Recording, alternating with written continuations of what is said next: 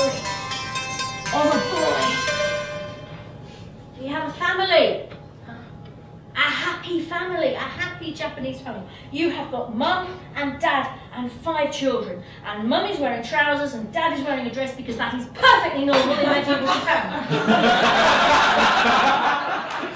And they have 2 fine, robust, healthy sons who are fighting, and they have 2 obedient little simpering daughters who are always weaving. And then there was son number 3. He was a bit pale and a bit weak.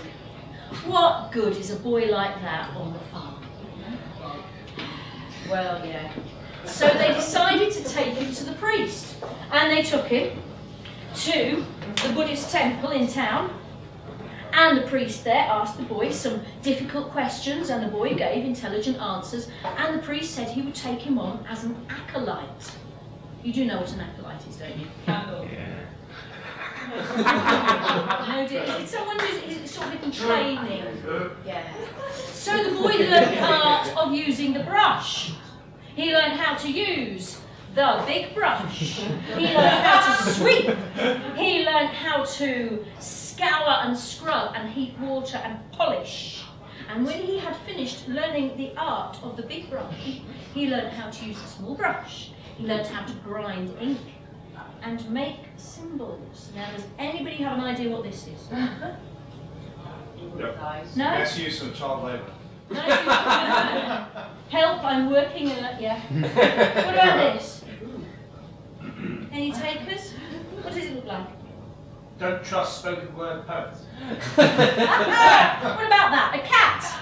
Wave cat. A cat waving, but it's not actually waving. He's beckoning. It's a good luck. It's another story where the cat says, "Yeah, it's a good luck thing. It's not waving. It's beckoning. It's saying, get out. Your house is burning and about to fall down." That's what the cat's saying. So this is the symbol for cat, and he loved it. He loved this idea of making a symbol that meant something, and even more, he loved drawing the thing itself. And he developed a fascination with cats. And he used the art of the small brush everywhere. When he had scoured and polished, he drew cats all over the paper walls of the temple. And one day the priest came back and he found him. Oh dear. And the priest took him to one side and he said, if I can get this, "You will not ever make a good priest, but you might just make a great artist. I think you should leave here. I think you should go to the nearest big city and train as an artist." But you know, the boy didn't hear the beneficial things. That the way that we only take the blame, we only take the hard words. All he heard was, "Go and you'll never be a good priest." He never heard the, "You might make a great artist, go and train." So off he went with a stone in his heart. And the birds were singing, the trees were in blossom, and he was weighed down with disappointment. And all he could think of doing was going to the next small town and asking to be taken on as their acolyte. When he got to the next small town, it was all a bit strange. The roads were covered with grass, as if no one had walked there for a long time. The roofs had holes in, the doors were hanging off. He knocked on a door, there was no answer. It sounded like someone was breathing on the other side of the door, trying to be very quiet and hoping that he would go away. He went up to the temple and he pushed the doors open. Can we have a pushing the door open noise, please? A smell of stale, rotting things met him. It was dark and it was dirty, and he needed to wield the art of the big brush. And he thought, the priests will be really, really clean, really happy when they get back and see how I've cleaned up their temple. And he cleaned away that pile of old bones and metal and rubble in the corner, and it was all clean and gleaming. And then he couldn't help it. Oh, he tried.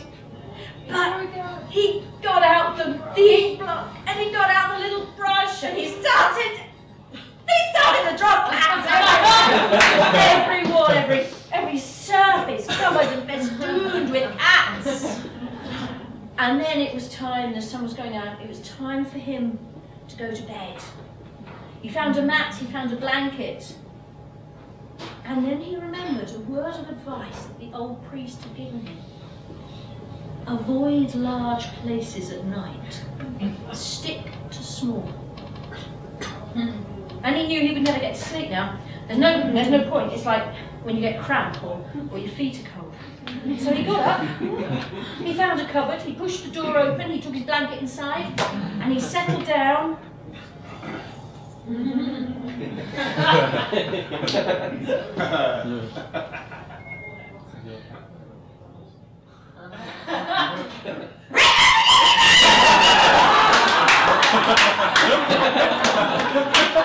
the temple shook, and there were things throwing themselves against the walls. And he was terrified. He glanced out through the slats, and there were uncanny eyes. They were not human. So he buried himself under the blanket and hoped for morning. And when morning came, he pushed open the door, and there was a giant rat goblin lying dead on the floor. A hairy thing. But what had killed it? The mouths of his cats were red. Their claws were stained with blood. They had done the deed. He rang the temple bell, and out came the few remaining people of the town who hadn't been eaten, and they had a party, and they threw kites to celebrate the brave child who rescued them. And then he stayed there for a bit, and he went into the nearest town, and he did train as an artist, and he always drew cats.